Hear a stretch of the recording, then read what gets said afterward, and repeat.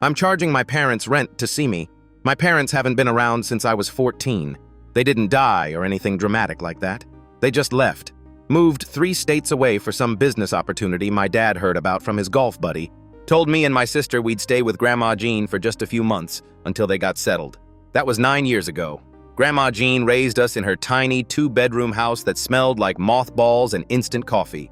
She worked double shifts at the grocery store to keep us fed. My parents sent maybe $200 total over those years. Christmas cards stopped coming after year 2. I put myself through community college working night shifts at a warehouse. No sleep, energy drinks for breakfast, the whole deal. Got my business degree, then landed a job at a tech startup doing sales. Turns out I'm really good at talking people into buying stuff. 3 years later, I'm making 6 figures and just bought my first house. Nothing crazy fancy, but it's mine. 3 bedrooms, actual garage, backyard with a deck I built myself from YouTube tutorials. Last month, my phone rings. Unknown number. I answer, and it's my mom. Her voice sounds exactly the same, like no time passed at all. "Honey, it's so good to hear your voice. Your father and I have been thinking about you constantly." I just stood there in my kitchen holding a spatula, eggs burning on the stove. She keeps going. "We heard through the family that you're doing amazing. We're so proud. We'd love to come visit, see your new place, catch up properly." I scrape the burnt eggs into the trash. "That'll be $500. Silence on the other end. Then, "Excuse me? $500 per visit. Cash or Venmo. That's my rate." My dad grabbed the phone. "Is this some kind of joke? We're your parents." "Grandma Jean's rate was free," I said. "You get the premium package." He started yelling about disrespect and family and how they sacrificed everything.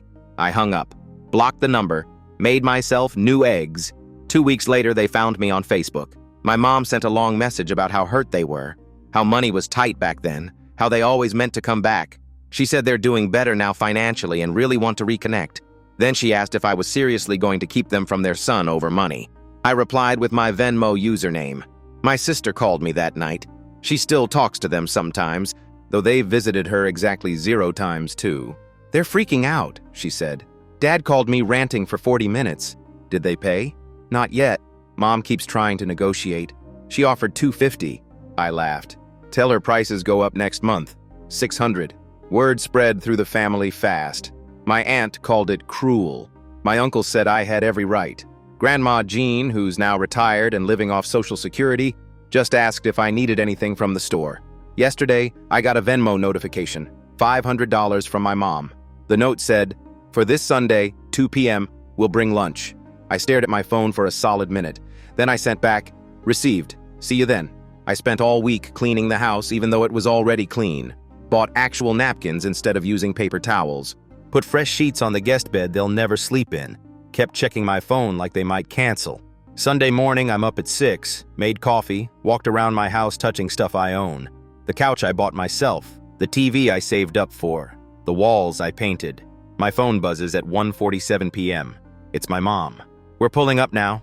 I walk to the front window and see a silver SUV parking in my driveway. Both of them get out. My dad's got more gray hair. My mom's wearing sunglasses even though it's cloudy. They're holding bags from some expensive deli downtown. They walk up to my door. I watch them through the window. My hand is on the doorknob. I open it, forcing a neutral expression. My mom smiles too wide. My dad nods stiffly. "The place looks great," Mom says, stepping inside. Dad follows with the deli bags. Then I see movement in the SUV. The back door opens. A kid, maybe 7 years old, climbs out clutching a tablet. Dark hair, my dad's nose. My mom turns back to me, that same too wide smile. "Oh, we should probably mention, this is your brother." The room tilts. Brother. 9 years. I watch this kid walk up my driveway like he belongs here, and suddenly I understand why $250 wasn't enough for them. The kid stops at the doorway, still staring at his tablet. Some game with bright colors and annoying sounds. He doesn't look up at me, doesn't say hello, just stands there waiting to be told what to do. "His name is Grayson," my mom says, like that explains everything. "He's 7. He was born about a year after we moved." A year after they moved? That means they were expecting him when they dropped us off at Grandma Jean's. That means my mother was probably pregnant when she hugged me goodbye and said it would just be a few months. That means they knew. They knew the whole time they were never coming back. My dad pushes past me into the living room, already unpacking the deli bags on my coffee table like this is normal. like we do this every Sunday. "Nice TV," he says. "65-inch? 75. He whistles. "Business must be good." I'm still standing at the door, still staring at this kid, my brother. The word feels wrong in my mouth. My sister Tamsin is my sibling. This kid is a stranger who shares some DNA. "Grayson, say hi to your brother," my mom prompts. The kid glances up briefly. "Hi," then back to the tablet. My mom laughs nervously. "He's shy around new people. Takes after your father." My father, who is currently making himself comfortable on my couch, was never shy a day in his life. But I don't say that. I just close the door and walk into my own living room feeling like a guest. "So," my mom says, settling into the armchair I bought at an estate sale. "Tell us everything. How's work? Are you seeing anyone? This house is just beautiful, honey. I can't believe you did all this yourself." I sit on the edge of the couch, as far from my dad as possible. "You could have asked any of that on the phone. It's not the same as being here in person." She reaches over and squeezes my knee. Her hand feels foreign. "We've missed so much. We want to be part of your life again, for $500 at a time." My dad looks up from the sandwich he's already unwrapping. "Are we really going to do this? The money thing? We paid. We're here. Can we just move on?" "Move on from what exactly?" "From whatever grudge you're holding. We did what we had to do, Brennan. The opportunity in Nevada was too good to pass up. We couldn't drag 2 teenagers across the country during the school year. Your grandmother was happy to help." "Happy to help." I repeat the words slowly. "She worked double shifts until she was 72. She ate canned soup for dinner so we could have real food. She missed her own sister's funeral because she couldn't afford the bus ticket and had to watch us. That's happy to help?" My mom's smile wavers. "We sent money when we could. $200 in 9 years. Times were hard at first. The business took longer to get going than we expected. And then Grayson came along, and you know how expensive kids are." She trails off, realizing what she just said. I actually laugh. "So you couldn't afford to support the 2 kids you already had, but you could afford to have a new one?" Grayson looks up from his tablet. He's paying attention now. My mom shoots me a look like I've said something inappropriate in front of the child. "Brennan, let's not do this in front of your brother. He's not my brother. He's your kid. There's a difference." The room goes quiet. Even the tablet game sounds have stopped. The kid is watching me now, really looking at me for the first time. He's got this expression I recognize. I saw it in the mirror for years. The look of a kid who knows he's the cause of tension and doesn't know what to do about it. I feel a twist of something in my chest. It's not the kid's fault. None of this is his fault. He didn't ask to be born to parents who abandon children. "Look," I say, softer now. "I need a minute. Help yourselves to whatever."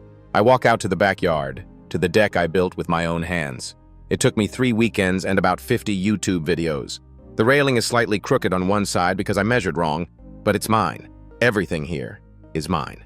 I hear the sliding door open behind me. I'm expecting my mom, ready to smooth things over with more empty words. But it's my dad. He stands next to me, hands in his pockets, looking out at my small backyard. "Nice work on the deck." "Thanks. Your grandfather built things. You probably don't remember. He made your grandmother that jewelry box she kept on her dresser, the one with the rose carved on top." "I remember. It sat next to her bed. She kept old photos in it. Photos of my parents' wedding. Photos of me and Tamsin as babies. I don't know what happened to it after she died." "Wait, Grandma Jean passed away?" The words come out strangled. My dad blinks. 2 years ago. "Your aunt didn't tell you?" I grip the deck railing. The crooked one. "Nobody told me. It was peaceful. In her sleep. We went to the funeral, actually. Thought we might see you there, but your aunt said you were out of state for work." I wasn't out of state. I was in my apartment 20 minutes from the cemetery, and nobody told me. Nobody called. Nobody thought to mention that the woman who raised me was dead. The railing creaks under my grip. I built it strong, but not that strong. "That's why we reached out," my dad continues, oblivious to the fact that I'm barely holding it together. "Made us realize how short life is, how we've let too much time pass. We don't want the same thing to happen with you." I turned to face him. "You came to Grandma Jean's funeral?" "Of course. She was your mother's mother." "She was more than that. She was our mother, the only one who showed up." He has the decency to look away. "That's not fair, Brennan." "Fair? You want to talk about fair? I found out the woman who raised me is dead from you. 2 years after the fact, standing on a deck I built because I never had a father to teach me how. Nothing about this is fair." My dad's jaw tightens. I recognize that look. It's the look he used to get before he'd tell me I was being dramatic, before he'd minimize whatever I was feeling and make it about him. "We tried to reach out," he says. "You'd blocked our numbers. Changed your address. It was like you disappeared. Funny. That's exactly what you did to us. He doesn't have a response to that. Just stands there, looking older than I remember. The gray hair, the slight stoop to his shoulders. He's not the imposing figure from my childhood anymore. He's just a man who made choices and is now standing in the aftermath. The sliding door opens again. This time it's Grayson, without his tablet. Mom says the food's getting cold, he says quietly. Then, after a pause, "Are you really my brother?" I look at this kid, 7 years old. He's probably heard stories about me, or maybe he hasn't. Maybe I'm just some stranger his parents decided to visit one Sunday. Maybe he has no idea what any of this means. "Yeah," I say finally. "I guess I am." He nods, like this makes sense to him. I always wanted a brother. I asked for one for Christmas. Something about that hits me harder than anything else today. This kid asked for a brother. He has no idea he had 2 siblings his parents threw away before he was born. "Come on," I say. "Let's go eat." We walk back inside together, this weird little trio. My mom has laid out the sandwiches on my coffee table, using my new napkins. She's found plates in my kitchen like she belongs here. Like this is normal. "There you are." I was starting to worry. She pats the couch next to her. Sit. I got your favorite. Turkey and Swiss." She doesn't know my favorite sandwich. It hasn't been turkey and Swiss since I was 12, but I sit anyway. I eat anyway. I make small talk about my job and my house and my life while my parents nod and smile and pretend they've been there all along. Grayson sits on the floor near my feet, tablet back in his hands, but the sound off now. Every few minutes, he looks up at me like he's checking to make sure I'm still there. After an hour, my mom starts making noises about leaving. "We don't want to overstay our welcome, but this was so nice, honey. We should do it again soon." "Same rate applies," I say. Her smile flickers. "We were hoping, now that we've reconnected, maybe we could work something out. The money was just to get us in the door, right? Now that you see we're serious about being in your life, the money is for my time. My time has value. You taught me that." My dad stands up, brushing crumbs off his pants onto my floor. "This is ridiculous. You're our son. We shouldn't have to pay to see you. You shouldn't have abandoned us either." "But here we are. We didn't abandon you. We left you with family. You left us. Period. The fact that there was family to catch us doesn't change what you did. It just means we got lucky." Grayson tugs on my dad's sleeve. "What's abandon mean?" The look my parents exchange is almost worth the whole miserable afternoon. Almost. "We should go," my mom says quickly, gathering her purse. "Grayson, honey, say goodbye to your brother." The kid stands in front of me, tablet clutched to his chest. "Bye. Maybe you can come visit us sometime. I could show you my room. I have a lot of Legos." I don't know what to say to that. This kid is innocent. He doesn't know the history. He just knows his parents brought him to meet his brother and now we're all acting weird. "Maybe," I say. It's not a lie. It's not a promise either. They leave. I watch the silver SUV back out of my driveway, Grayson's face pressed against the back window, watching me until they turn the corner. Then I sit down on my couch, in my house, surrounded by all the things I built for myself, and I feel something I didn't expect. Empty. I call Tamsin that night. "So how bad was it?" she asks immediately. "They brought the kid." Silence. Then, "They brought Grayson? To your house? Without warning?" She called it a surprise, like I'd be thrilled to meet the replacement child. That's so messed up. I hear her moving around, probably pacing. She always paces when she's upset. "Did he seem, I don't know, okay? He's 7. He wanted to show me his Legos. Poor kid. He's got no idea what he was born into." I rub my face with my free hand. "Did you know about Grandma Jean?" The silence is longer this time. "Brennan, did you know?" "Aunt Cheryl called me. She asked if I wanted to come to the funeral. I said yes. I tried to call you, but your number was different and I didn't have the new one and you just let it go. You came to town and you didn't try to find me. I was only there for 2 days. I didn't know how to reach you. You'd cut everyone off. I cut off the people who hurt me. That wasn't supposed to include you." "It wasn't supposed to include me?" Her voice breaks. "Brennan, you disappeared. New number, new address, no social media. How was I supposed to know you didn't want to cut me off too?" I don't have an answer. She's not wrong. After I started making money after I bought the house, I changed everything. New phone, new accounts, new life. I told myself it was for a fresh start. Maybe it was also hiding. "I'm sorry," I say. "I should have kept in touch with you." "Yeah, you should have." We sit in silence for a while. Not angry silence, just sad. "What was it like?" I finally ask. "The funeral?" Tamsin sighs. "Small. Aunt Cheryl did most of the planning. Mom and Dad showed up with Grayson. It was the first time I'd seen them since they left. The first time I met him. How was that? Weird. Mom kept trying to make it about her grief, like she'd been such a good daughter. Dad gave this speech about how Grandma Jean would have wanted us all to move forward and heal as a family. I wanted to scream. Why didn't you? Because Grayson was there, looking confused, and some of Grandma's old church friends were there, and it wasn't the time. She pauses. But after, at the reception, I pulled Mom aside. I asked her how she could stand there and talk about family when she'd abandoned half of hers. What did she say? She cried. Said I didn't understand how hard it was for them. That leaving us was the hardest thing they ever did, but they knew we'd be okay with Grandma. The hardest thing they ever did, but not hard enough to come back. Exactly. I lean back on my couch, staring at the ceiling. They want to keep seeing me. Mom's already talking about next time. Are you going to let them? $500 per visit. That's the deal. Tamsin laughs, but it's not a happy sound. You know they'll pay it, right? They're not poor anymore. Dad's business actually worked out. They've got a nice house in Nevada. Nice cars. Nice vacations. Good for them. The money's not the point, is it? I think about that. Think about why I asked for payment in the first place. It wasn't really about getting rich off my parents. It was about making them prove something. Making them put a value on what they wanted. Making them pay for what they took for free. The money's proof, I say finally.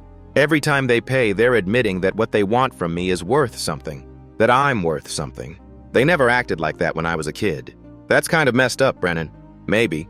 But so is abandoning your kids. Fair point. We talk for another hour. About her life, her job, her apartment in Portland. She's doing okay. Not great, but okay. We make plans to video call next week. Real plans. Not the vague, we should hang out sometime that never happens. After we hang up, I sit in the dark for a while. Then I open Venmo and look at my parents' payment. $500. In the note field, my mom wrote 3 heart emojis. I screenshot it. I don't know why. Maybe as proof that they paid. Maybe as proof that they're trying. Maybe just because I want evidence that this weird chapter of my life actually happened. Then I go to bed, and I don't sleep well at all. The next morning, I wake up to 17 text messages from a number I don't recognize. All from my mom, from a new phone. 7:03 a.m.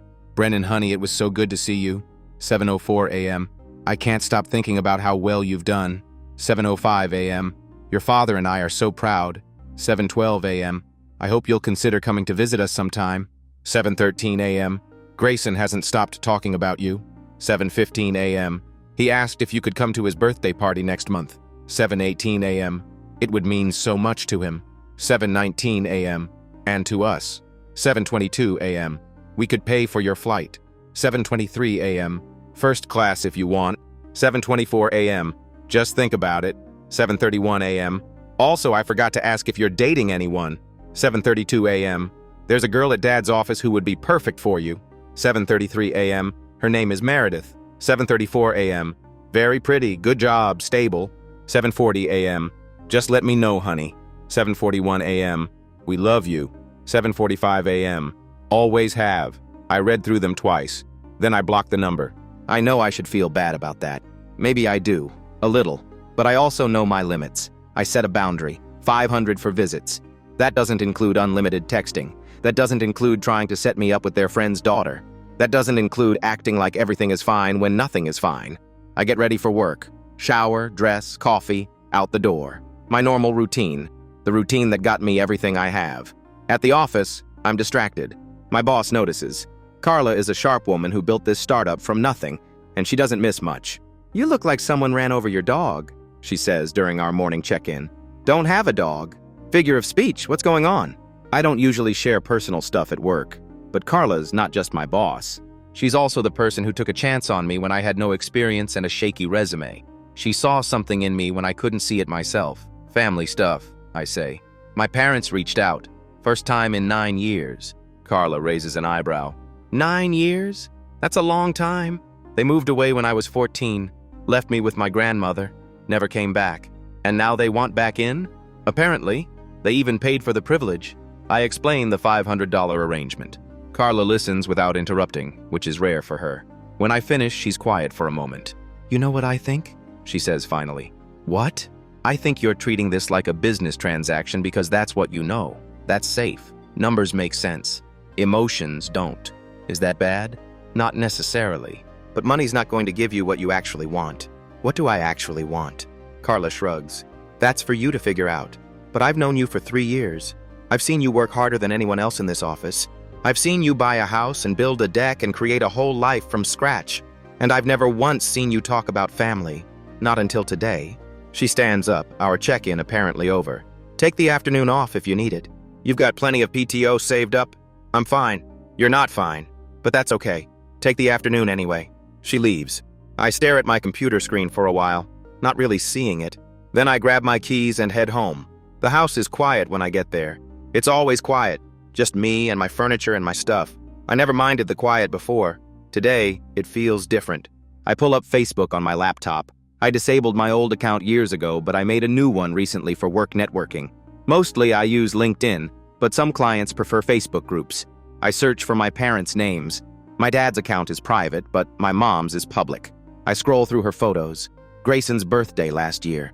He's wearing a dinosaur t-shirt and blowing out candles on a cake shaped like a T-Rex. My parents are beaming on either side of him. A family vacation in Hawaii. My dad's got a terrible sunburn and a tropical drink. My mom's wearing a big floppy hat. Grayson's building a sandcastle. Christmas morning. A living room filled with presents. A tree that looks professionally decorated. Grayson in pajamas, tearing open gifts. Their house, big, 2 stories, nice lawn. Nothing like the cramped apartment we lived in before they left. My dad receiving some kind of business award. He's shaking hands with important-looking people. He looks proud, successful. Nothing like the frustrated man who used to yell at me for leaving dishes in the sink. There are hundreds of photos. A whole life I wasn't part of. A family I wasn't included in. All the birthdays and holidays and vacations they had without me. I close the laptop. I feel sick. Then I open it again. Search for my aunt's name. Cheryl, my dad's sister. The one who called my parents' idea of leaving us cruel when it first happened. The one who sent us birthday cards for a few years before that stopped too. Her profile is also public. Older woman now, gray hair, lots of posts about her grandkids. I scroll until I find what I'm looking for. A post from 2 years ago. A black and white photo of Grandma Jean, young and beautiful, from decades before I was born. Under it, a caption.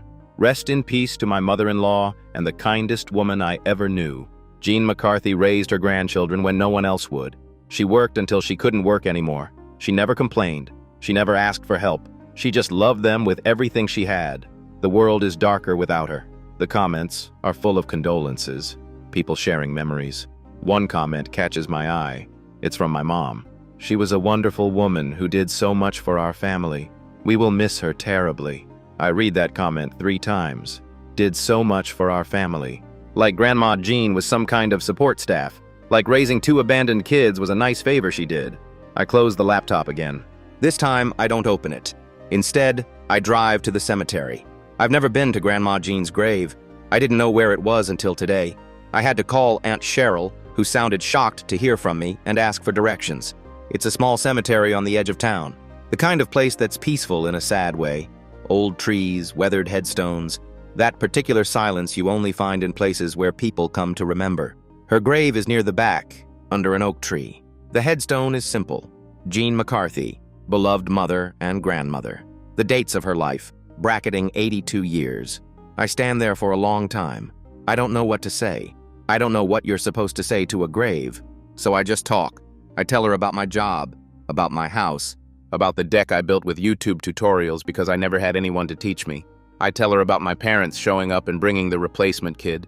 I tell her I didn't know she died. I tell her I'm sorry I didn't know. I tell her I wish I'd been there. Then I cry. I haven't cried in years. Not when I got the job. Not when I bought the house. Not during any of the hard nights when I was working doubles at the warehouse and wondering if this was all my life would ever be. But I cry now. Standing alone in a cemetery, talking to a grandmother who can't hear me, mourning a woman I never got to say goodbye to. When I'm done, I feel hollowed out, but also lighter somehow, like I've been carrying something I didn't know I was holding, and I finally set it down. I drive home as the sun is setting. The house looks different in the evening light. Smaller, quieter, mine. I make dinner.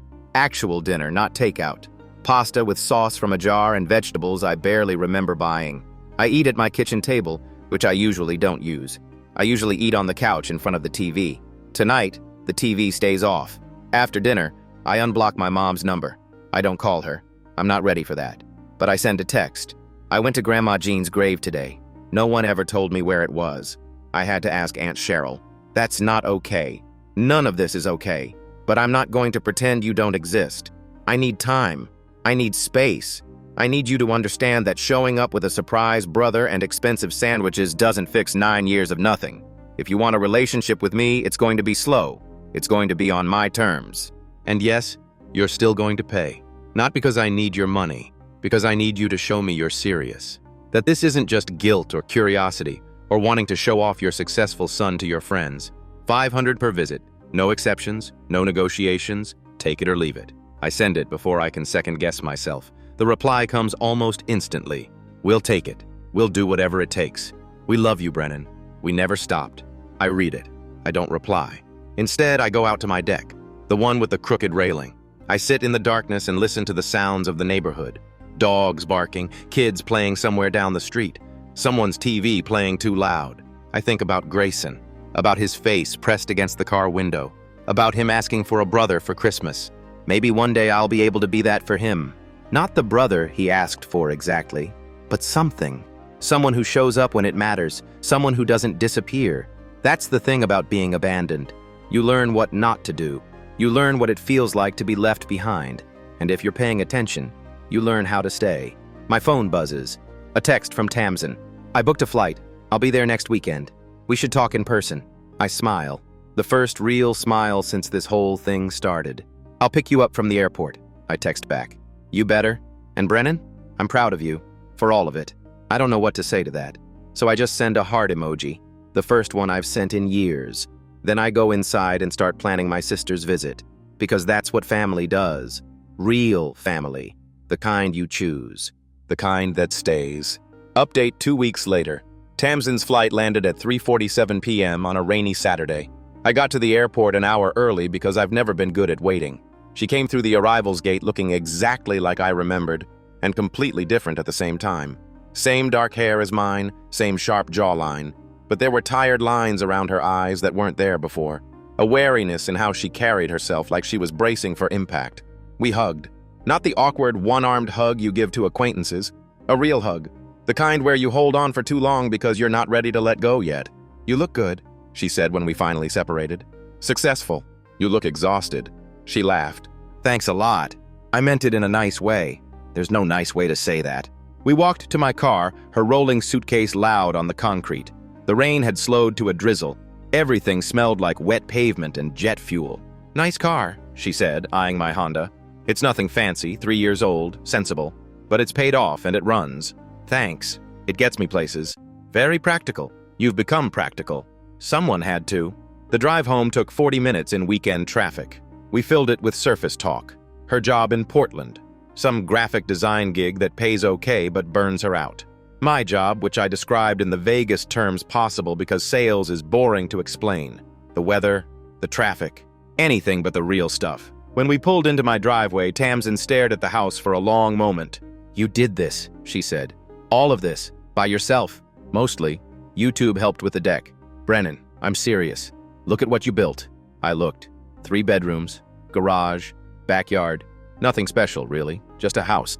But seeing it through her eyes made it feel different. Made it feel like an accomplishment. Come inside, I said. I'll show you around. The tour took about 5 minutes. Living room, kitchen, bathroom, 3 bedrooms. One for me, one as an office, one that's mostly empty because I never figured out what to do with it. Tamsin nodded along, asking questions about the furniture, the fixtures, mundane stuff. Then she stopped in front of the empty room. This would have been mine, she said quietly, if things were different. I know. Did you think about that? When you bought a house with 3 bedrooms? I hadn't consciously thought about it. But standing there, looking at the empty room, I realized she was right. Part of me had been hoping. Part of me had been leaving space for a family I'd never had. Maybe, I admitted. I don't know. She squeezed my arm. Show me this famous deck. We sat outside as the sun went down, drinking beers from my fridge. The backyard was small, but it was mine. I'd planted some bushes last spring that were actually growing. A minor miracle considering I know nothing about gardening.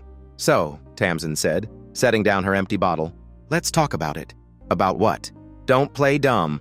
Mom and Dad, the kid, all of it. I'd been dreading this conversation. Looking forward to it too somehow. The combination made my stomach hurt. What do you want to know? Everything. What happened, how you're feeling, what you're going to do next. So I told her. All of it. The first phone call, the $500 demand, the visit with the surprise brother, the way Mom's smile didn't reach her eyes, the way Dad acted like nothing had changed, Grayson and his tablet, the texts I'd blocked, finding out about Grandma Jean's funeral, going to the cemetery. Tamsin listened without interrupting. When I finished, she was quiet for a while. They did the same thing to me, she said finally. Not exactly the same, but close enough. What do you mean? She took a deep breath. About 6 months after they left, I tried to call them, just to check in. I was struggling with school, with everything. Grandma was great, but she couldn't help with homework or understanding why my parents just left. Dad answered. He sounded distracted. I could hear Grayson crying in the background, though I didn't know who it was then. I asked if I could come visit, just for a weekend. He said they were really busy getting settled and maybe later would be better. Then I heard Mom in the background. She said, and I remember this exactly, she said, "Tell her we'll call her back." I waited. They never called. I tried again a few weeks later. Same thing. Eventually, I stopped trying. I didn't know that. You were dealing with your own stuff. I didn't want to add to it. She picked at the label on her beer bottle. The difference between us is that you got angry and I got sad. You cut them off and I kept hoping they'd come back. Which one is healthier? Neither. Both, I don't know. She looked at me. The $500 thing is wild, though. I can't believe they paid it. Mom tried to negotiate. Of course she did. We both laughed, though it wasn't really funny. What do? I asked. I thought I had it figured out. Charge them. Make them prove they're serious. Keep control of the situation. But now you actually have to deal with them. As people. Not just concepts. Yeah. Tamsin finished her beer and set it down. Can I tell you what I think? That's why you're here. I think you're allowed to be angry. I think you're allowed to set whatever boundaries you need. And I think making them pay is actually kind of genius, in a petty way. But Grayson is 7 years old. He didn't choose any of this. He didn't choose to be born, didn't choose his parents, didn't choose to have siblings who were discarded before he existed. If you're going to be in his life at all, you have to figure out how to separate him from them. How? I don't know. I'm still figuring it out myself. She paused. I've been talking to him, you know. Video calls sometimes. He's a good kid. Lonely, I think. Mom and Dad spoil him with stuff, but they're not really present. Sound familiar? It did. More than I wanted to admit. Do you think they've changed? I asked. No. I think they're the same people who left us. They're just older now, and their business worked out. And they've had time to rewrite history in their heads. In their version of events, they didn't abandon us. They made a difficult choice for the good of the family. They sent us to live with someone who loved us. They always intended to come back. That's not what happened. No, but it's easier to live with. People do that. They tell themselves stories that make them the hero, or at least not the villain. I thought about that.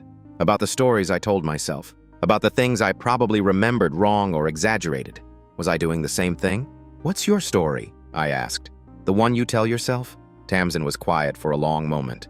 My story is that I'm a survivor. That Grandma Jean saved us, and I owe it to her memory to build a good life.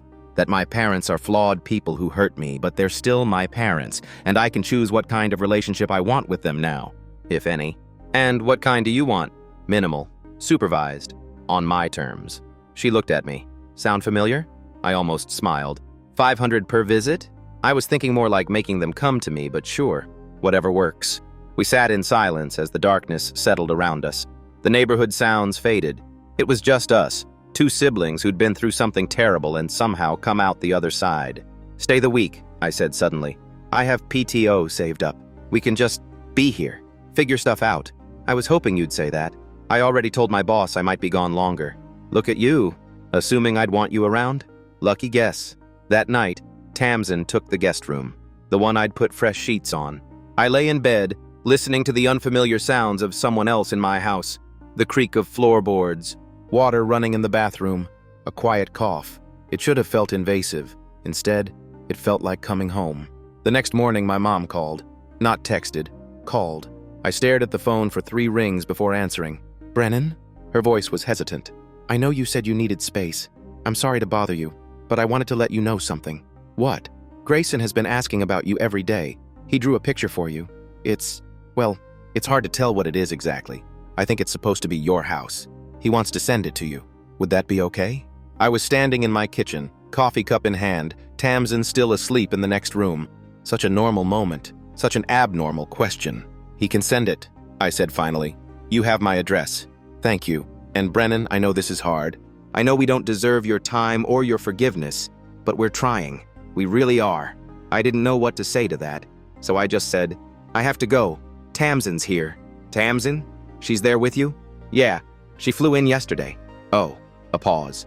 Tell her we love her too, if she wants to hear that. I'll pass it along. Bye, Mom. I hung up before she could say anything else. Tamsin was leaning in the doorway, arms crossed. Let me guess, the maternal guilt parade?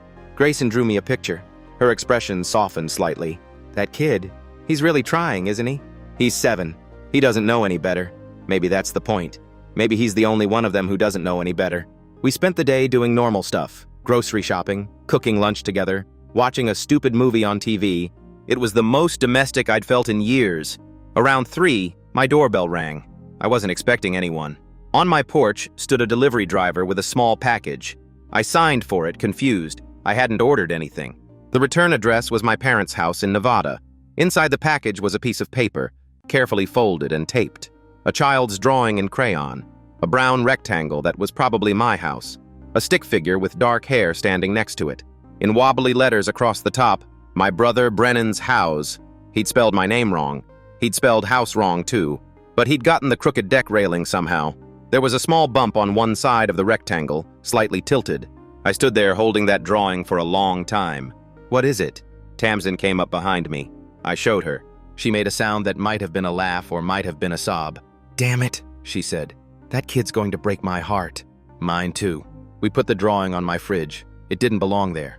Nothing about this belonged. But there it was, held up by a magnet from a pizza place I'd ordered from once. This crooked little piece of evidence that somewhere in Nevada, a 7-year-old boy thought about me. That night, I texted my mom. Got the drawing, tell him thanks. She replied instantly, he's so happy. He wants to know if you liked it. Tell him it's on my fridge. A few minutes later, she sent a photo. Grayson beaming at the camera, holding a thumbs up. Behind him, I could see part of their living room. Nice furniture, big TV, the kind of house we never had growing up. I showed Tamsin. Save that, she said. Whatever happens, save that. I did. I don't know why, exactly. Maybe because it felt like proof of something. Proof that even in the middle of all this mess, there was a kid who just wanted a brother. Maybe that was enough. Maybe that was the start. The rest of Tamsin's visit passed too quickly. We talked more about our parents, about Grandma Jean, about the years we'd spent apart. We made plans to stay in touch properly this time. Regular calls, not just crisis texts. On her last night, we sat on the deck one more time. You should go see them, she said. I know. Not for them. For Grayson. For yourself. To see where they live, how they live. To understand what you're dealing with. $500 for them to visit. What's the rate for me to go there? She smiled. Free. But they pay for the flight. First class? Obviously. I thought about it. Thought about getting on a plane, going to Nevada, walking into the life they built without us, meeting Grayson on his turf, seeing the family photos that didn't include me. Maybe, I said. Someday. Don't wait too long. Grayson won't be 7 forever, and I know you don't owe anyone anything, but that kid didn't do anything wrong. He's the only innocent one in all of this. She was right. I knew she was right. The next day, I drove her to the airport. We hugged again at the security line. Call me, she said. Every week. I'm serious. I will. And think about what I said. About Nevada. I'm thinking.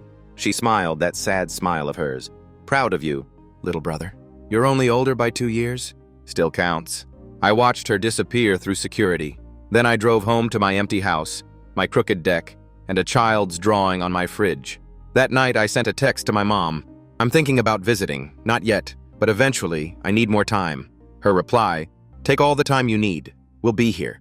We're not going anywhere. I wanted to believe that. Part of me couldn't, but I saved the text anyway.